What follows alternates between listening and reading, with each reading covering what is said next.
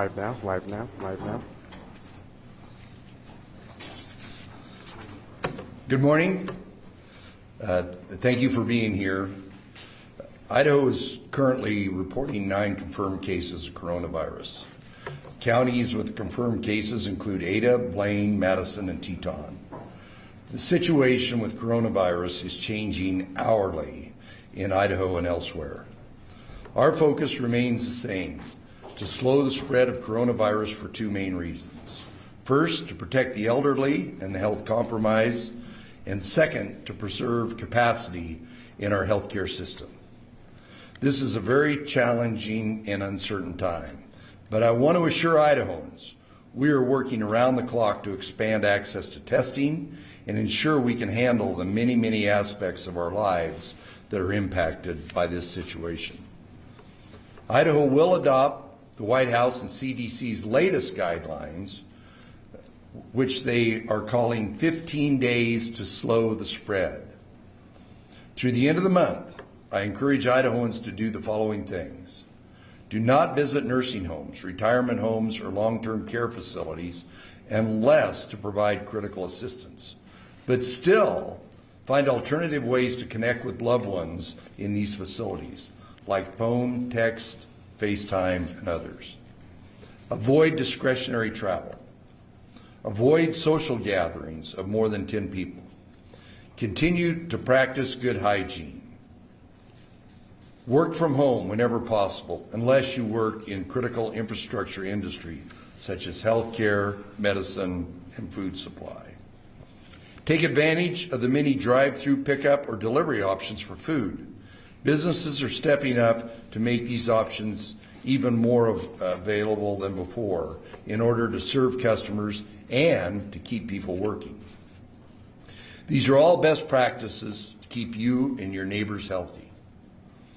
I am not mandating categorical closures of schools and other establishments in Idaho at this time.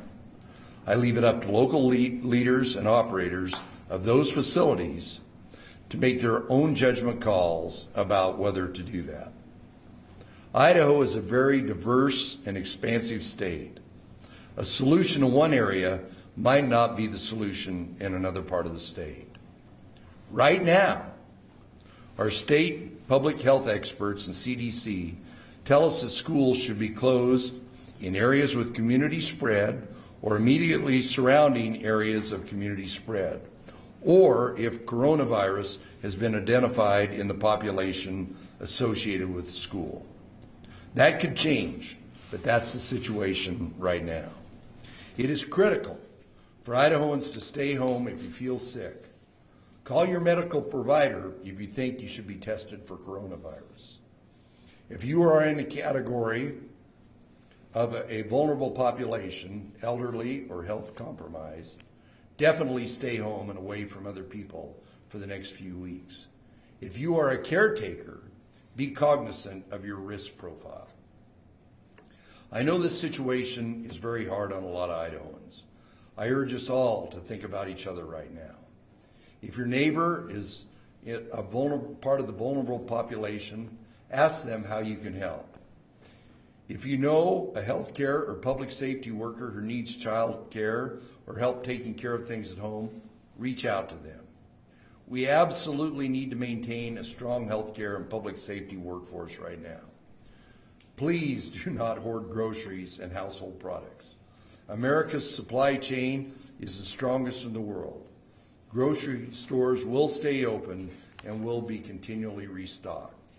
Shop for your needs and no more. You are potentially harming your neighbors when you take more than you need. Everyone should seek updates and resources from official sources of information. Our website, coronavirus.idaho.gov. As I mentioned in my message yesterday, history will remember how we dealt with the coronavirus. Let's make sure future generations use it as a model for calm and compassion in a time of uncertainty. With that, I'll take your questions. Yeah, Madison.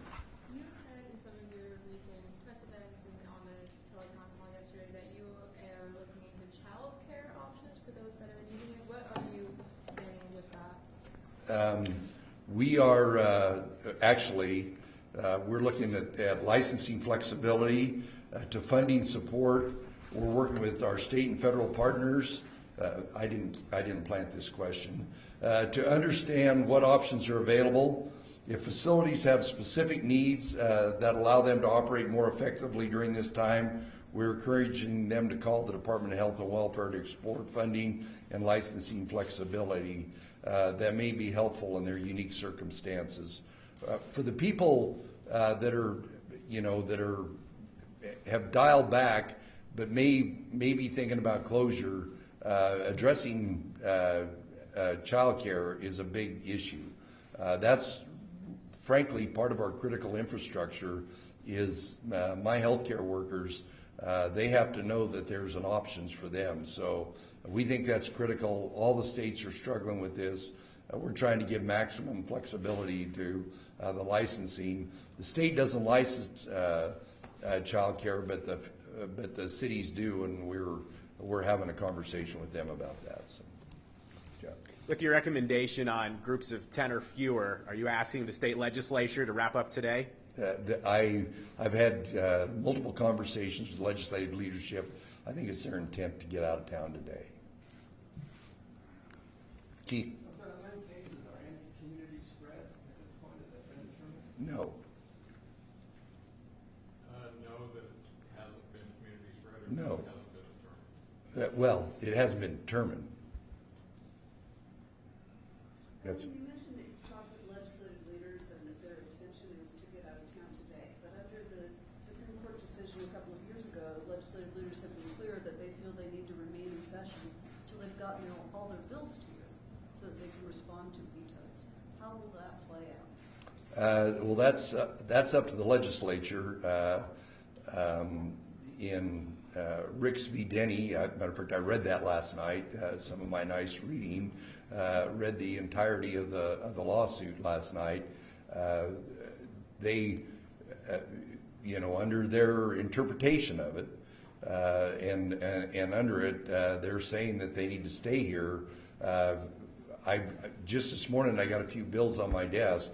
I am trying to process those bills as fast as possible. It's up to them to, quote, deliver the bills to me as per that guidance, but I will not be an impediment in that process, so that's up to them. What do you mean you will not be an impediment? That means we will process the bills as fast as they come here. So I assume that they will, given the criticality of social distancing and the need, I think it's incumbent upon the legislature to expedite getting the bills down here as fast as possible, because then they can fulfill that delivery hurdle that is part of Ricks v. Denny. How'd I do, Mr. Secretary? Yes? Can I ask a question of Dr. Hahn? Always. Dr. Last week you had indicated that the latest information of the mortality rate of coronavirus is about 1.4%. Has that changed at all? And then I've got a follow-up question. Yeah, so the question is about the mortality rate estimate of 1.4%. Different publications are using slightly different numbers, but everything's hovering right around that 1% that I've seen in coming out in the last few days. Literally, we have 5 or 6 new studies published every day that I've been trying to keep up with, and that's the number that seems to be still out there. Chris, why don't you talk about what we just talked about in the room about statistical modeling? Oh, yes. We talked about a lot. Yeah, so we are very aware that we need to be able to project out how many people might become ill, hospitalized, and potentially need critical care in the coming weeks and months. It's very hard to predict because so much of it depends on what we're doing in Idaho, and as the governor just announced today, changes are happening so frequently, it's very hard to predict into the future if we're constantly changing. We need to change to stay current with the recommendations. But we are going to be reaching out to our universities to help us with some of that modeling, so we have a clearer picture as possible and that we are nimble enough to keep updating those estimates. on how many people might end up in the hospital, how many people, when will our peak be? If we implement these tougher measures that the governor announced today, hopefully we'll be able to really reduce the burden on healthcare and reduce the amount of illness in Idaho. So we're going to be reaching out today and really getting those formal conversations started with our universities. Any of the patients that have been confirmed in Idaho yet, have any of them been hospitalized? Yeah, so the question is about, have any of them been hospitalized of our 9 cases? Yes, 2 of them have been hospitalized. To my knowledge, as of today, they're both doing okay. You know, I didn't get an update this morning, but to my understanding, they're both doing fine. They're recovering. And then this may follow on the conversation you had with the governor is mortality is around 1%. Is there an estimate for the percent that might become sick enough to need hospitalization? Yes, absolutely. So, right. So the question is what percent might need hospitalization, and that I would direct you to, in a little bit way, that's particularly challenging because the data from other countries reflects cultural differences in who might need hospitalization and what triggers they use to hospitalize patients. So we don't have a firm number on that. What we're going to do is look at the data out of China, but knowing their healthcare system is so different, I think we're more interested right now in what we're seeing out of Europe. And you may be aware, just yesterday, the study that was released from the United Kingdom, I urge you all to read that. We found that very, very interesting and helpful. They looked at United Kingdom and tried to project onto the United States, but we are literally just digesting that information, and we'll be incorporating that into our modeling. But I don't have a firm answer for you on that today. For Dr. Hahn, actually. Is there any indication right now of community spread in Idaho, or are the 9 confirmed cases all travel related? Yes, as the governor indicated, we do not have any, we are not declaring or have any evidence of community transmission. That said, as you know, every day we're getting new cases reported, so we know that's going to change at some point. But as we talked about before, every time a case is reported, within hours the local health department is reaching out to that patient. As soon as they know the doctor has notified that patient of the result, they're reaching out, interviewing them, determining where they might have picked this up. And so far, we've been able to find some either direct travel or exposure to somebody who had just traveled in from out of state. But we know that at some point, we're going to hit that point where somebody says, I haven't gone anywhere and I don't know where I got it. And at that point, I'm sure the governor will be making an announcement.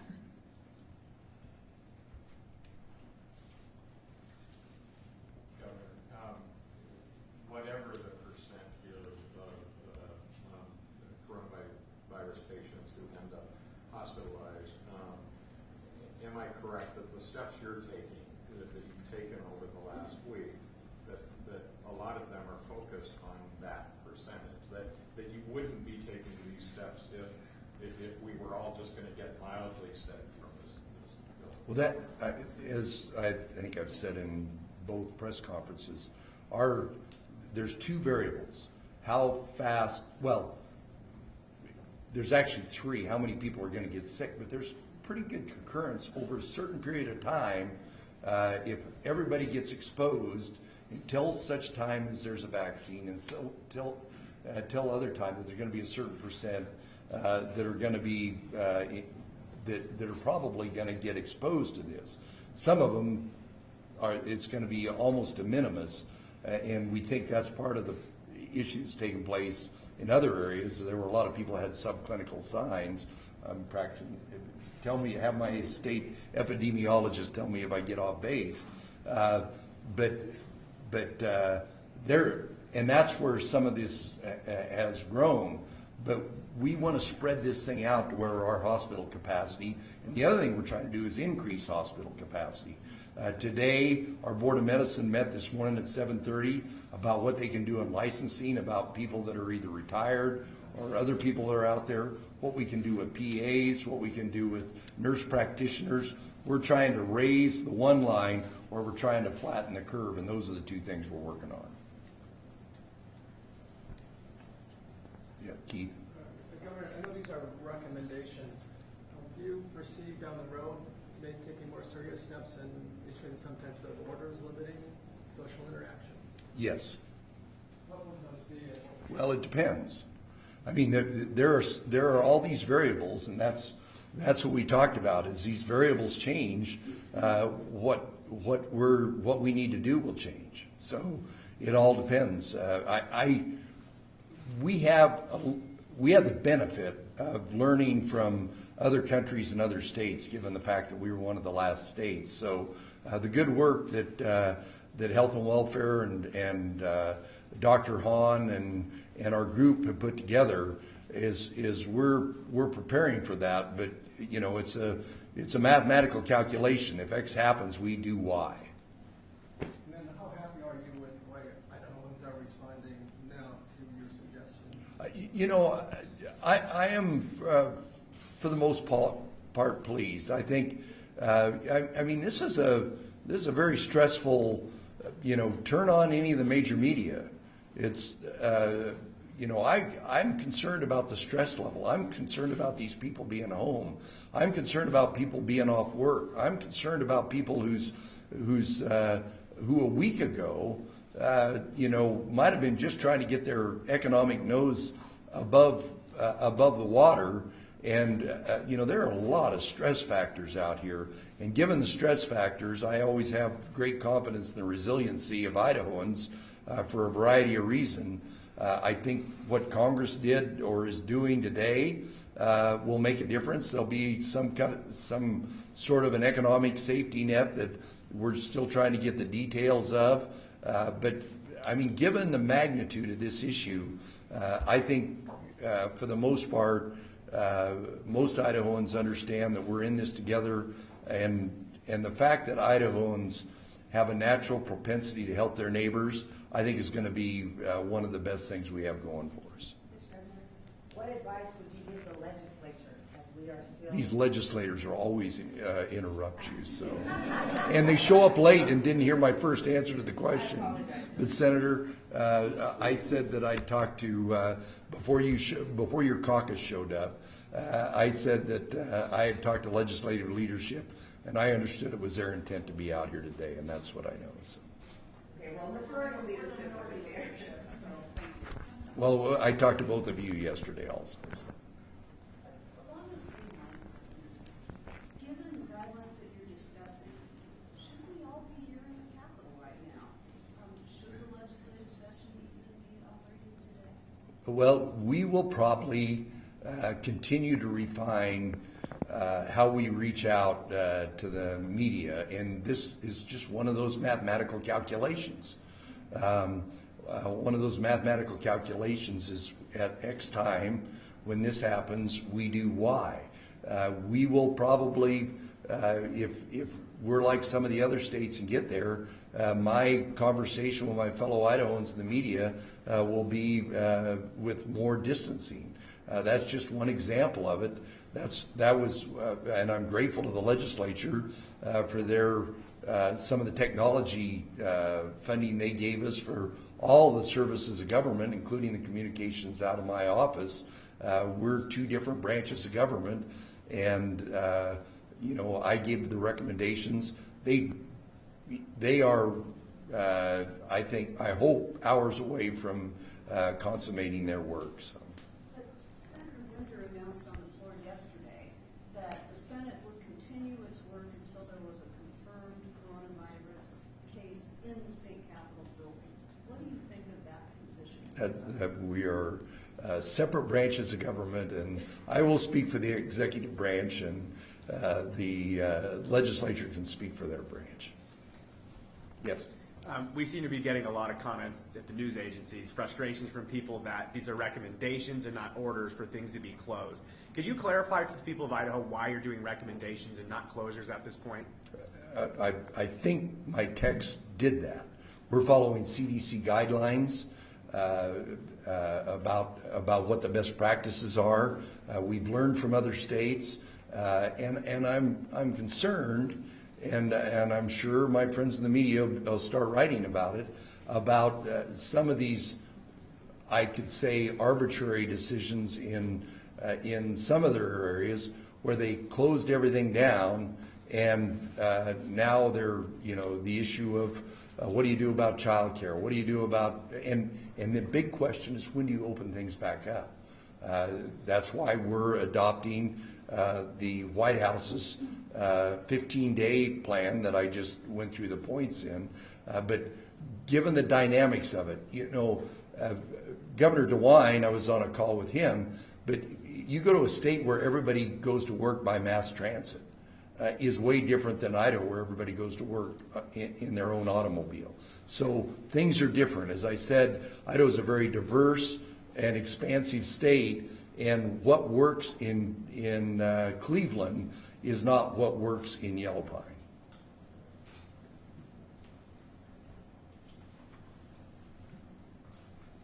Yeah, Madison. I think we've all been hearing a lot of words on media, which I don't understand that it's been kind of crazy, but we're hearing words like recession, unemployment rate, and what do you have to say about what Idaho is going to do for Idahoans, not what the national politics? Well, we will do what we've done in Idaho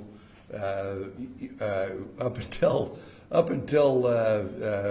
10 days ago. We were the fastest growing state in the union. And how do we do that? We let Idahoans be Idahoans. We let Idahoans be creative. Our obligation, my obligation, and my legislative partners is to provide the educational platform so that we expand the skill set so we can be adaptive to whatever the needs are, the needs of Idahoans, the needs of the U.S., and the needs of the global market, and we will continue to do that. This is a long game now. What the decisions that we make today, first and foremost, I got to keep everybody healthy to the extent I can. I've got to get that curve down. But second, I've got to say, what's my end game? When do kids go back to school? When do the universities open back up? When can businesses go back to work? So I need to minimize the risk now. I'm sure, and I was on a call the other day that there's therapeutics that are being developed. We don't know what those are. We do know that the development of a vaccine is quite a ways out, but each one of those scientific advances, right now, our issue is supplies and testing capacity. We're concerned about both of those, and we're working diligently to address both of those issues. But as long as we can continue to be resilient, but I'm sure the economy is going to slow down. It's impossible for it not to slow down. On that note, what you said about testing and supplies, what do you have to say about St. Luke's coming out and saying they're going to do drive-up testing? That's what we need to expand that model all over the state. But I want to caution everyone that everybody that wants to get testing can't get tested. There's only a certain amount of capacity, as Dr. Hans talked about in our lab, and there's only a certain amount of capacity in the new labs that are coming on. So those same protocols that we've talked about over and over, of if you first go through the list of things. If you think you check that list, get a hold of a healthcare provider. In a lot of instances, they'll do a rapid flu test. And if they diagnose you with a normal flu, then that's a different issue. But if you check all those boxes, we're trying to preserve testing capacity so the people that really need it can get tested. Governor, have you got any estimates yet on the potential fiscal impact on the state? No, but it's going to be somewhere between bad and badder. I didn't do good in grammar. Has there been any talk about deferring payments on state taxes for businesses or individuals? We will probably follow what the federal government does. I have the authority to postpone when taxes are due, but we need to look at it from a cash flow standpoint. Yesterday at the Board of Examiners, the Secretary of State and I and the Attorney General and the Comptroller signed off on the issuance of TANs, tax anticipation notes, which is normal operating procedure. But if we delay when taxes are due, we have to look at it from a cash flow standpoint. But if we got a problem in Idaho, the other states got a way bigger problem than we do.